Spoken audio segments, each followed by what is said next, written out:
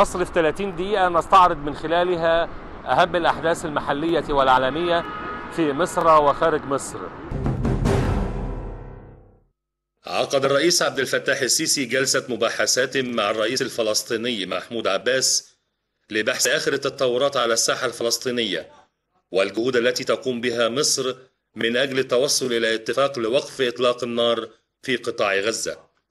وتناولت المباحثات بالقاهرة الوضع الراهن وما تم التوصل إليه من مباحثات منذ بداية الأسبوع الحالي خلال زيارته للأردن وقطر، كما شملت زيارة الرئيس الفلسطيني محمود عباس إلى القاهرة عرض نتائج اجتماعاته مع أمير قطر الشيخ تميم بن حمد آل ثاني ورئيس المكتب السياسي لحركة المقاومة الفلسطينية حماس خالد مشعل على المسؤولين بمصر. وكان الرئيس الفلسطيني أبو مازن قد وصل إلى القاهرة الجمعة الماضية قادما من الدوحة في زيارة التقى خلالها بالرئيس عبد الفتاح السيسي وعدد من المسؤولين المصريين لبحث الجهود المبذولة لوقف إطلاق النار في غزة. الآن وقف شلال الدم، وقف هذه الأعمال التي تؤدي إلى مزيد من التضحيات، وعندما تتوقف وفور أن تتوقف يجب أن يبدأ الدعم الإنساني والإعماري لغزة، بمعنى في اليوم الذي يتوقف فيه إطلاق النار تبدأ المساعدات الإنسانية، الماء والغذاء والدواء وغير ذلك، والإعمار لقطاع غزة. المبادرة المصرية هي المبادرة الوحيدة في الميدان، وأنه لا يوجد جهة أخرى تستطيع أن تقوم بهذا الواجب إلا مصر. صرح الرئيس عبد الفتاح السيسي أن إصراره على تقليص مدة حفر قناة السويس الجديدة إلى سنة واحدة فقط رغم ضخامة التحدي يستهدف إيصال رسالة إلى الشعب المصري تفيد الوصول إلى النجاح بأسرع وقت وبأقل تكلفة ممكنة. وأضاف الرئيس أن تقليص فترة حفر القناة الجديدة يندرج في إطار مشروعات تنموية طموحة على رأسها زرع 1,000,000 فدان وإقامة شبكة طرق هائلة لتوفير الظروف الملائمة لجذب الاستثمارات. وأكد الرئيس عبد الفتاح السيسي أن هذه المشروعات العملاقة ستساهم في خلق العديد من فرص العمل ولا سيما الشباب، وستفتح مجالات تنموية واستثمارية عديدة أمام الجميع. افتتح المهندس إبراهيم محلب رئيس مجلس الوزراء وعدد من الوزراء كوبري فوكا الذي يربط بين محافظتي مرسى مطروح والإسكندرية. وعقد المهندس إبراهيم محلب رئيس مجلس الوزراء اجتماعا على هامش زيارته لمحافظة مطروح. تناول الاجتماع عرض وزير الإسكان التصورات التي وضعتها الوزارة لتنمية منطقة الساحل الشمالي الغربي. وأكد رئيس الوزراء أن هناك اكتشاف جديد لكل ثروات مصر، والذي يعد جزء من المخطط الاستراتيجي الكامل لمدة 40 عاما. كما افتتح المهندس إبراهيم محلب رئيس الوزراء خلال زيارته للساحل الشمالي أحد الفنادق الجديدة بالمنطقة، مؤكدا على اهتمام الدولة بتشجيع السياحة وتذليل كافة العقبات التي تواجه القطاع السياحي. كوبري كبير الحقيقه خلص قبل ميعاده التعاقدي ب3 أشهر، بالرغم انه كوبري مش سهل ومعمول على جوده متميزه. هنا اعمال طرق ضغطت المسافه الى سنه. الحقيقه يعني في كل مكان النهارده في عمل، في طفره، في تعليمات من السيد الرئيس بمتابعه هذه المشروعات، ويعني الشغل والعمل ليل نهار، وهذا هو ما يتم النهارده على في الجمهوريه. كل هذه المشروعات بتفتح فرص عمل، ودي اهم حاجه.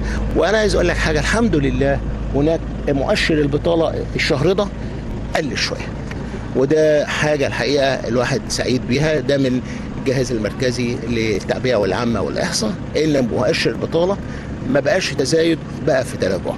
ده ان شاء الله بفضل الله، بفضل هذه المشروعات الجباره اللي هتجرى وبتجرى حاليا على ربوع مصر. وأضاف المهندس إبراهيم محلب رئيس الوزراء أن مؤشر البطالة انخفض وتراجع، وذلك بفضل المشروعات التنموية التي تجري في ربوع مصر، موضحا أن هناك روحا جديدة للعمل يغلب عليها التفاؤل والأمل في استيعاب الزيادة السكانية مستقبلا. المشروع القومي الثالث لمصر الذي تسعى من خلاله لنشر التنمية العمرانية في أنحاء الجمهورية كافة بعد مشروعي تنمية منطقة قناة السويس والمثلث الذهبي. ويعد الساحل الشمالي الغربي أكبر نطاق تنموي على مستوى الجمهورية، يمتد من العلمين حتى السلوم بمسافة تبلغ 500 كيلو بنطاق وظهير صحراوي يمتد في العمق أكثر من 280 كيلو متر، ليشغل مسطحا يقدر بنحو 160 ألف كيلو متر مربع تقريبا، لتستوعب جزءا كبيرا من الزيادة السكانية المستقبلية، والذي تقدر بنحو 34 مليون نسمة خلال 40 عاما المقبلة. كما يهدف المشروع إلى تحقيق معدل نمو اقتصادي لا يقل عن 12% سنويا. وهناك محاور عدة يرتكز عليها المشروع، تتمثل في أهمية إصلاح الأراضي الزراعية وتنمية المدن الساحلية القائمة، إلى جانب استغلال ظهير الاستصلاح الزراعي في إنشاء تجمعات عمرانية جديدة وأنشطة التصنيع الزراعي والتعدين. ويتضمن المشروع إنشاء عدد من التجمعات البيئية الجديدة للمساهمة في استصلاح ملايين الأفدنة، بالاعتماد على تحلية مياه البحر والصرف الزراعي المعالج، إلى جانب استغلال منخفض القطارة في التنمية المتكاملة وتنفيذ مدينة العالمين الجديدة. ويعتمد المشروع على مجموعة من المقومات التي تضمن نجاحه، منها تميز الساحل الشمالي الغربي وظهيره الصحراوي بالعديد من الموارد الطبيعية ومقومات التنمية العمرانية، من خلال وجود المقومات الاتصالية وشبكة الطرق والنقل، وتوفر مقومات التنمية الصناعية متمثلة في توافر الحجر الجيري والجبس ورمال الكوارتس، ووجود الملح الصخري شديد النقاوة، بالإضافة إلى وجود نطاقات استكشافات جديدة واستخراج للبترول والغاز الطبيعي. وتضم المنطقة أيضا مقومات جاذبة للسياحة الشاطئية والعلاجية والثقافية والتاريخية، فهو بمثابة مشروع قومي ينتظر التحقيق، أملا لا يضمنه إلا الإرادة والتصميم على التنفيذ.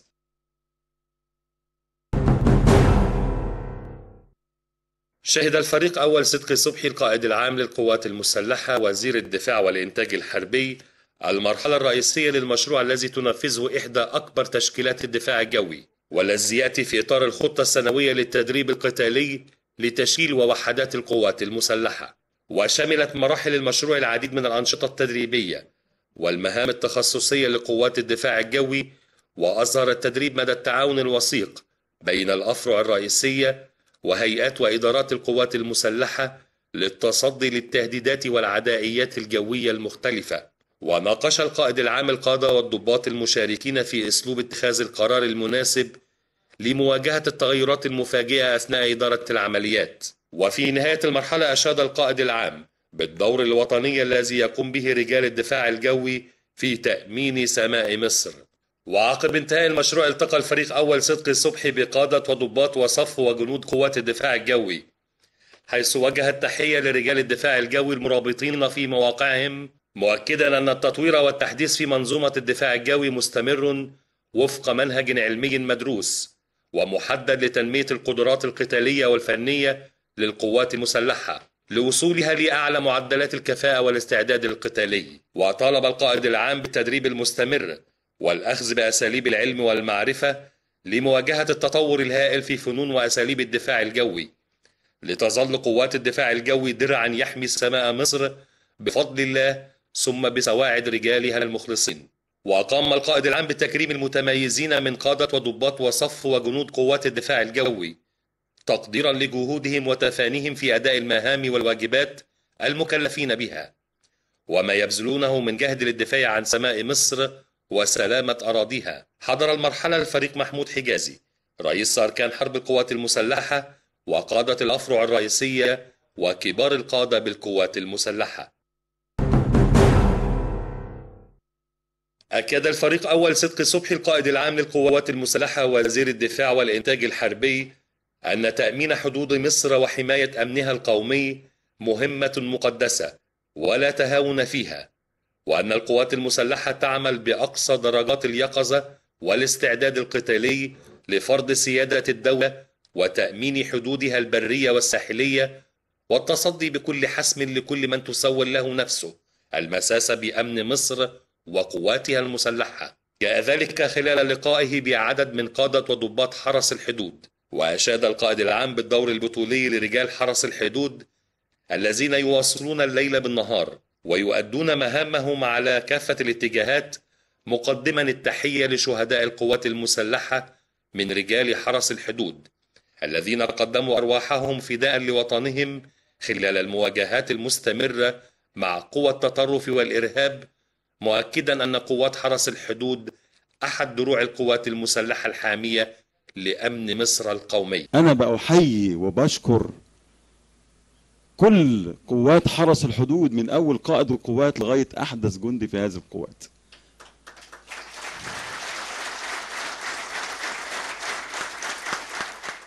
قوات حرس الحدود قوات مقاتلة بمعنى كلمة مقاتلة. المهام الجسيمة الرهيبة الخطيرة الهامة جدا القائمة بها قوات حرس الحدود في هذه الأيام تحسب لها على مدى التاريخ. قوات رهيبة بتؤدي مهام في ظروف أصعب ما يمكن. عشان كده بقول لكم يا أبطال إن قوات حرس الحدود فعلا كل اللي بيخدموا فيها أبطال.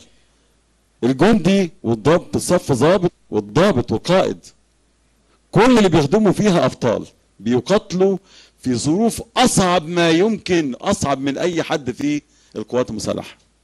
وأدار القائد العام حوارا مع عدد من القادة والضباط استعرض خلاله ما تمر به المنطقة من أحداث ومتغيرات وانعكاساتها على الأمن القومي، وأشار إلى حرص القيادة العامة للقوات المسلحة على تطوير وحدات حرس الحدود وتزويدها بأحدث الأسلحة والمعدات وتوفير كافة الإمكانات لإحكام السيطرة الأمنية بجميع النقاط والمناطق الحدودية ومنع أعمال التسلل والتهريب للأسلحة والمواد المخدرة التي تهدد أمن المجتمع وتدمر شبابه. وقام القائد العام بتكريم المتميزين من القادة والضباط والصف والصناع العسكريين وجنود حرس الحدود تقديرا لجهودهم وتفانيهم في أداء المهام والواجبات المكلفين بها. الناس دي غيرت تاريخ بلد بصوت، الناس دي مستعدة عشان نعيش تموت، فلتحيا مصر ويحيا شعب مصر، يستاهلوا ننحن لهم أثبتوا إنهم أسود. الناس دي غيرت تاريخ بلد بصوت، الناس دي مستعدة عشان نعيش تموت، فلتحيا مصر ويحيا شعب مصر، يستاهلوا ننحن لهم أثبتوا إنهم أسود.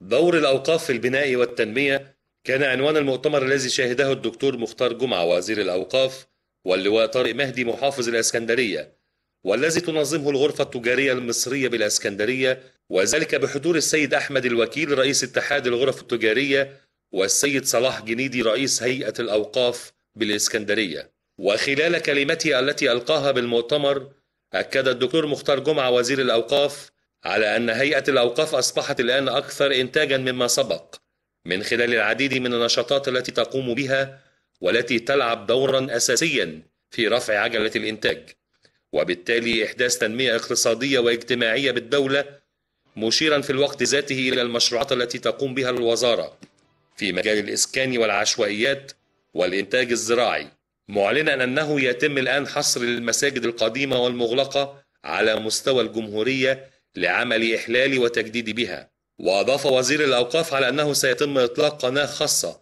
ستكون لسان حال للوزارة تتسم بالفكر الإسلامي الوسطي الذي نادى به دين الإسلام.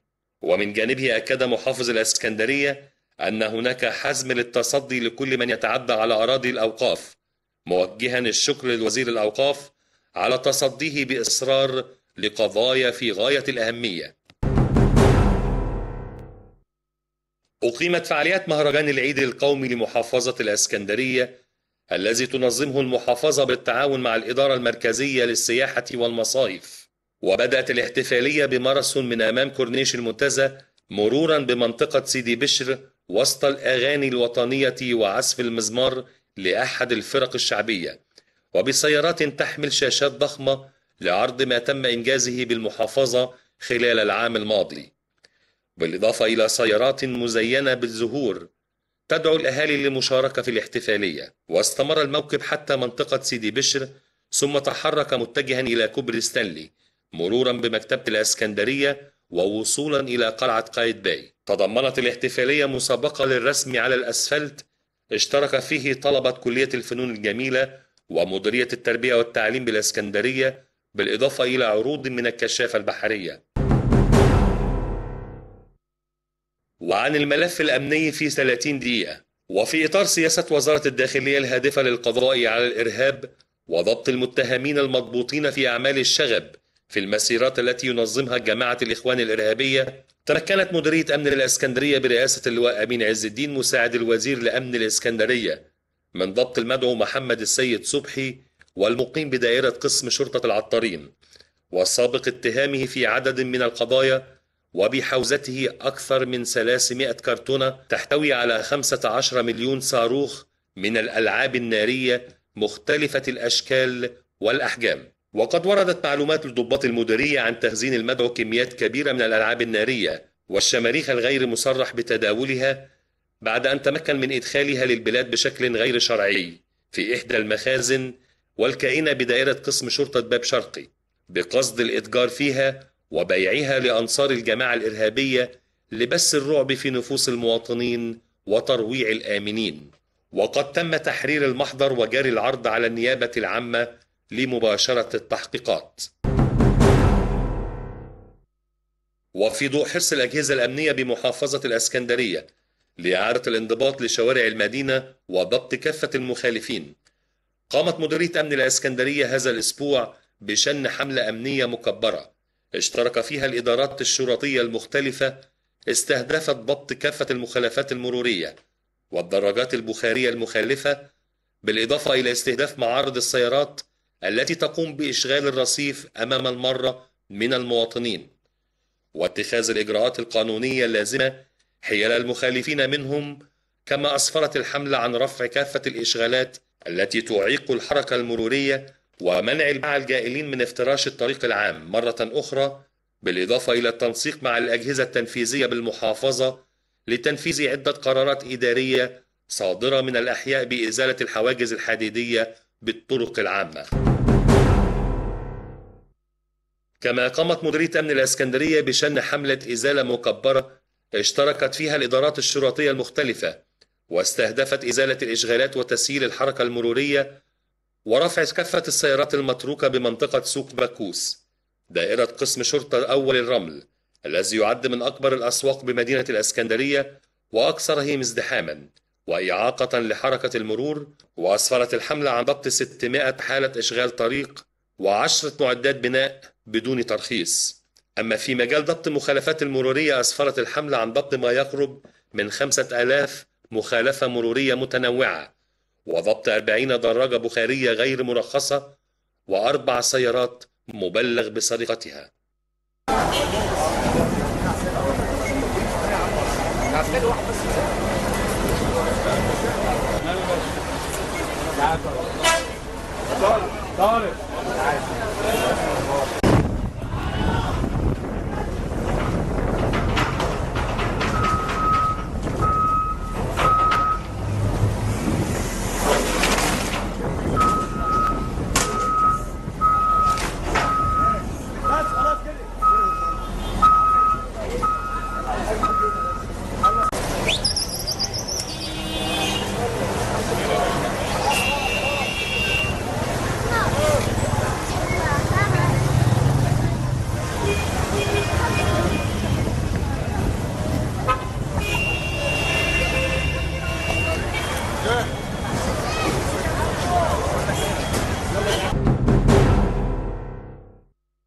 وفي مجال الإتجار بالمواد المخدرة، تمكنت مديرية أمن الإسكندرية هذا الأسبوع برئاسة اللواء أمين عز الدين مدير أمن الإسكندرية من ضبط شخصان لالتزامهما ترويج ونقل كمية كبيرة من مخدر الحشيش بهدف توزيعها على تاجري المواد المخدرة. وعقب تقنين الإجراءات تمكنت القوات من ضبطهم وبحوزتهم 1500 تربة مخدر الحشيش تزن حوالي 188 كيلو جرام أثناء استقلالهم سيارة. وبمواجهة المتهمين أقروا بحيازتهم للمواد المخدرة بقصد الإتجار، وكلفت المباحث بتطوير مناقشة المتهمين للوقوف على أبعاد نشاطهم الإجرامي ومصادر تحصلهم على تلك الكمية الكبيرة من المواد المخدرة، وجري عرض المتهمين على النيابة العامة ومباشرة التحقيقات. وفي إطار حرص مديرية أمن الإسكندرية من تحقيق الأمن للمواطنين وتمكينهم من التحرك في جميع الطرق الرئيسية والفرعية بسهولة ويسر، أشرف اللواء أمين عز الدين مدير أمن الإسكندرية على عدد من الحملات المرورية التي استهدفت رفع الإشغالات وضبط المخالفات التي تتسبب في إعاقة انسياب الحركة المرورية. وقد أسفرت الحملة عن ضبط 1700 مخالفة مرورية متنوعة وضبط 22 دراجة بخارية غير مرخصة. وقامت إدارة المرور بتقديم النصح والإرشاد لبعض المخالفات البسيطة لعدد من المركبات التي تسير بإطارات متهالكة والتي تفتقد لبعض الشروط الأمن والمتانة، حفاظا على سلامة المواطنين وتيسير الحركة المرورية داخل المدينة.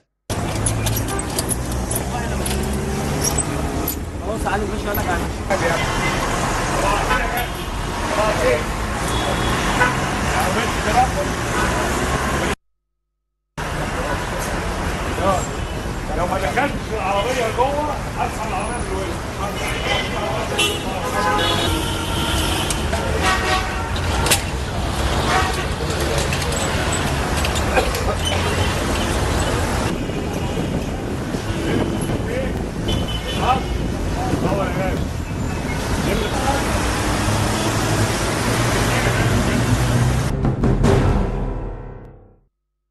أما في مجال ضبط الأسلحة النارية الغير مرخصة وضبط مرتكبي الحوادث الإجرامية المختلفة وكل ما يخل بالأمن العام، قامت مديرية أمن الإسكندرية بحملة أمنية تفتيشية بمنطقة الأنفوشي غرب الإسكندرية، أسفرت عن ضبط عدد من الأسلحة النارية والطلقات مختلفة الأعيرة، بالإضافة إلى ضبط عدد من قضايا الإتجار بالمواد المخدرة، وضبط عدد من قضايا البلطجة والتشكيلات العصابية وحيازة الأسلحة البيضاء وعدد من المحكوم عليهم والهاربين من الأحكام القضائية. وفي مجال ضبط المخالفات المرورية أسفرت الحملة عن ضبط ما يقرب من 4000 مخالفة مرورية متنوعة، بالإضافة إلى 600 حالة إشغال طريق.